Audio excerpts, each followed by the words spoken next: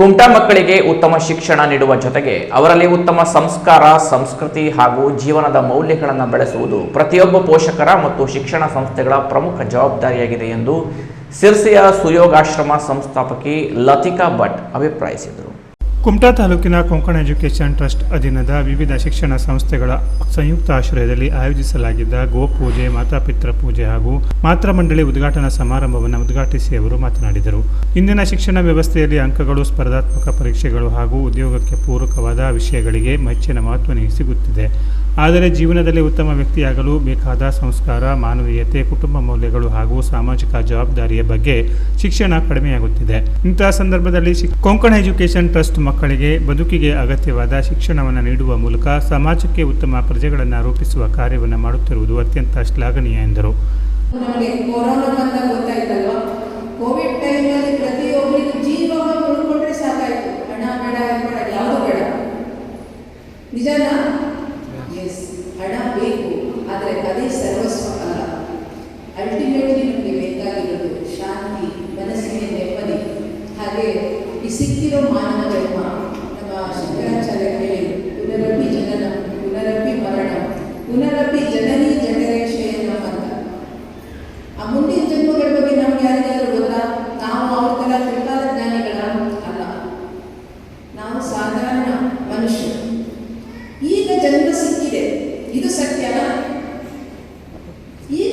ಕಾರ್ಯಕ್ರಮದ ಪ್ರಾಸ್ತಾವಿಕ ಮಾತನಾಡಿದ ಸಂಸ್ಥೆಯ ಕಾರ್ಯದರ್ಶಿ ಮುರಳೀಧರ ಪ್ರಭು ಮಾತನಾಡಿ, ಕೊಂಕಣ ಎಜುಕೇಷನ್ ಟ್ರಸ್ಟ್ನ ಪ್ರಮುಖ ಧ್ಯೇಯ ಮಕ್ಕಳಿಗೆ ಸಂಸ್ಕಾರಯುತ ಶಿಕ್ಷಣ ನೀಡುವುದಾಗಿದೆ. ಶಾಲೆಯಲ್ಲಿ ಶಿಕ್ಷಕರು ಮಕ್ಕಳಲ್ಲಿ ಉತ್ತಮ ಗುಣಗಳನ್ನು ಬೆಳೆಸಲು ನಿರಂತರ ಪ್ರಯತ್ನಿಸುತ್ತಾರೆ. ಆದರೆ ಅದೇ ಪ್ರಯತ್ನ ಪ್ರತಿಯೊಂದು ಮನೆಯಲ್ಲಿಯೂ ನಡೆಯಬೇಕು. ಈ ಉದ್ದೇಶದಿಂದಲೇ ಮಾತೃಮಂಡಳಿಯನ್ನು ಸ್ಥಾಪಿಸಲಾಗಿದೆ. ಮಾತೆಯರು ಕೇವಲ ಪೋಷಕರಾಗಿ ಮಾತ್ರವಲ್ಲದೆ ಸಂಸ್ಥೆಯ ಬೆಳವಣಿಗೆಯ ಸಹಭಾಗಿಗಳಾಗಬೇಕು. ಅವರ ವ್ಯಕ್ತಿತ್ವ ವಿಕಾಸ, ನಾಯಕತ್ವ ಹಾಗೂ ಸಾಮಾಜಿಕ ಸೇವಾ ಚಟುವಟಿಕೆಗಳಿಗೆ ವೇದಿಕೆ ನೆರವಾಗಲಿದೆ ಎಂದರು.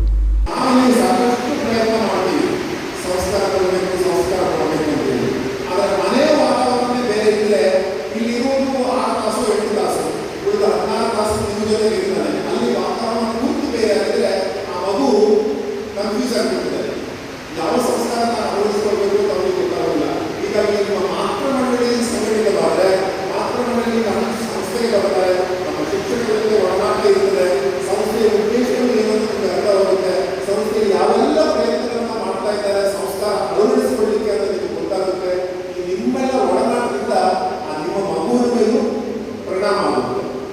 ಅನೇಕ ಕಡೆ ನಾವು ಕೊಂಕಣ ಎಜುಕೇಷನ್ ಟ್ರಸ್ಟ್ನ ಉಪಾಧ್ಯಕ್ಷ ರಮೇಶ್ ಪ್ರಭು ಅಧ್ಯಕ್ಷತೆ ವಹಿಸಿ ಮಾತನಾಡಿ, ಮಕ್ಕಳ ಜೀವನದಲ್ಲಿ ಅಂಕಗಳಿಕೆಗಿಂತ ಉತ್ತಮ ವ್ಯಕ್ತಿತ್ವ ಹಾಗೂ ಶಿಷ್ಕಳಂಕ ಜೀವನ ಮುಖ್ಯವಾಗಿದೆ. ಅಂಕಗಳ ಹಿಂದೆ ಮಾತ್ರ ಓಡಬೇಡಿ, ಜೀವನದಲ್ಲಿ ಯಾವುದೇ ರಿಮಾರ್ಕ್ ಇಲ್ಲದಂತೆ ಉತ್ತಮ ವ್ಯಕ್ತಿತ್ವ ರೂಪಿಸಿಕೊಳ್ಳಿ. ಸಮಾಜದಲ್ಲಿ ಗೌರವದಿಂದ ಬದುಕುವಂತಹ ಮೌಲ್ಯಗಳನ್ನು ಅಳವಡಿಸಿಕೊಳ್ಳುವುದು ಶಿಕ್ಷಣದ ನಿಜವಾದ ಉದ್ದೇಶ ಎಂದು ವಿದ್ಯಾರ್ಥಿಗಳಿಗೆ ಕರೆ ನೀಡಿದರು.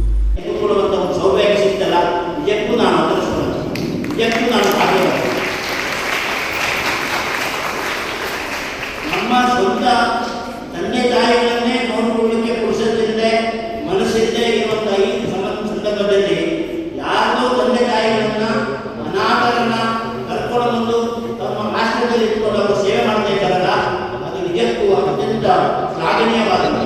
ಅದನ್ನು ವರ್ಣಿಸಲಿಕ್ಕೆ ಶಬ್ದಗಳೇ ಇಲ್ಲ. ಅನೇಕರು ಅನಾಥಾಶ್ರಮ ಮಾಡ್ತಾರೆ, ಯಾಕೆ? ದುಡ್ಡಿದ್ದಿರುವಾಗ ದುಡ್ಡು ತಗೊಂಡು ಅನಾಥಾಶ್ರಮ ಮಾಡ್ತಾರೆ. ಆದರೆ ಇವರು ತಮ್ಮ ಗಳಿಕೆಯ ಸರ್ವಸ್ವವನ್ನು ಅನಾಥಾಶ್ರಮಕ್ಕೆ ಸಮರ್ಪಣೆ ಮಾಡಿ ಜನರ ಸೇವೆಯನ್ನು ಮಾಡ್ತಾ ಇದ್ದಾರೆ. ಇದು ಕಲ್ಪನೆ ಮಾಡಲಿಕ್ಕೆ ಸಾಧ್ಯ ಉಂಟು ಈಗಿನ ಕಾಲದಲ್ಲಿ? ನಮ್ಮನ್ನ ಯಾವಾಗ ಮಾತಾಡೋದು ಅವ್ರು ಹೇಳಿದ್ರು, ಎಲ್ಲ ಕೆಲಸವನ್ನು ಅವರೇ ಮಾಡ್ತಾರೆ. ಇವತ್ತು ಬೆಳಗ್ಗೆ ಬರಬೇಕಿದ್ರೆ 3:30 ಗಂಟೆಗೆ ಎದ್ದು ಎಲ್ಲ ಅಡಿಗೆಯನ್ನು ಮಾಡಿಕೊಂಡು ಬಂದಿದ್ದಾರೆ. ಕಲ್ಪನೆ ಮಾಡಿದ್ರು. ನಮ್ಮ ಮನೆಯಲ್ಲಿ ಯಾರು ಇಬ್ಬರು ಬಂದರೆ ಇಷ್ಟೊತ್ತಿಗೆ ಯಾಕೆ ಬಂದ್ರಪ್ಪ ಅನಿಸುತ್ತೆ ನನಗೆ. ಕಾರ್ಯಕ್ರಮದ ಅಂಗವಾಗಿ ಗೋಪೂಜೆ ಹಾಗೂ ಮಾತಾಪಿತೃ ಪೂಜೆ ಭಕ್ತಿಭಾವದಿಂದ ನೆರವೇರಿತು.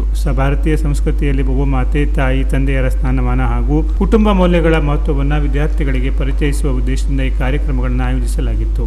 ನಂತರ ನೂತನ ಮಾತೃಮಂಡಳಿಯ ಪದಾಧಿಕಾರಿಗಳನ್ನು ಅಭಿನಂದಿಸಲಾಯಿತು. ಮಹಿಳಾ ಸಾಧಕಿಯರಾದ ಸಂಧ್ಯಾ ವಿನಾಯಕ ಹೆಗಡೆ ಹಾಗೂ ನಾಗವೇಣಿ ನಾಯಕ ಅವರನ್ನು ಸನ್ಮಾನಿಸಲಾಯಿತು. ಕಾರ್ಯಕ್ರಮದಲ್ಲಿ ವಿಧಾತ್ರಿ ಅಕಾಡೆಮಿಯ ಗುರುರಾಜ್ ಶೆಟ್ಟಿ, ಸಂಸ್ಥೆಯ ಮುಖ್ಯಸ್ಥರಾದ ಸುಮಾ ಪ್ರಭು, ಸುಜಾತ ನಾಯಕ್, ಗಣೇಶ್ ಜೋಶಿ, ಸಾವಿತ್ರಿ ಹೆಗಡೆ, ಮಾತೃಮಂಡಳಿಯ ಅಧ್ಯಕ್ಷೆಯರಾದ ನಯನಾ ಅಶೋಕ್ ಹೆಗಡೆ, ಪೂಜಾ ಗಿರೀಶ್ ಕಾಮತ್, ಲತಾ ಪ್ರವೀಣ್ ಶೇಟ್, ಉಪಾಧ್ಯಕ್ಷರು, ಕಾರ್ಯದರ್ಶಿಗಳು, ಸಹ ಕಾರ್ಯದರ್ಶಿಗಳು, ಶಿಕ್ಷಕರು, ಪೋಷಕರು ಹಾಗೂ ವಿದ್ಯಾರ್ಥಿಗಳು ಉಪಸ್ಥಿತರಿದ್ದರು. ಪ್ರಿಯಾಂಕಾ ಕಾಮತ್ ಹಿಂದಿನ ವರ್ಷದ ಮಾತೃಮಂಡಳಿಯ ಕಾರ್ಯಗಳು ಹಾಗೂ ಪೂಜಾ ಕಾಮತ್ ಮುಂದಿನ ಕಾರ್ಯಯೋಜನೆಗಳ ವಿವರ ವಾಚಿಸಿದರು. ಮುಖ್ಯೋಪಾಧ್ಯಾಯ ಗಣೇಶ್ ಜೋಶಿ ಸ್ವಾಗತಿಸಿದರು. ಉಪನ್ಯಾಸಕ ಚಿದಾನಂದ ಭಂಡಾರಿ ವಂದಿಸಿದರು. ಗೌರೀಶ್ ಭಂಡಾರಿ ಕಾರ್ಯಕ್ರಮ ನಿರೂಪಿಸಿದರು. ಹರ್ಷಿತಾ ಭಂಡಾರಿ ಹಾಗೂ ಪ್ರಜ್ಞಾ ನಾಯಕ್ ಕಾರ್ಯಕ್ರಮ ನಿರ್ವಹಣೆಗೆ ಸಹಕರಿಸಿದರು. Canara plus news, Kumta.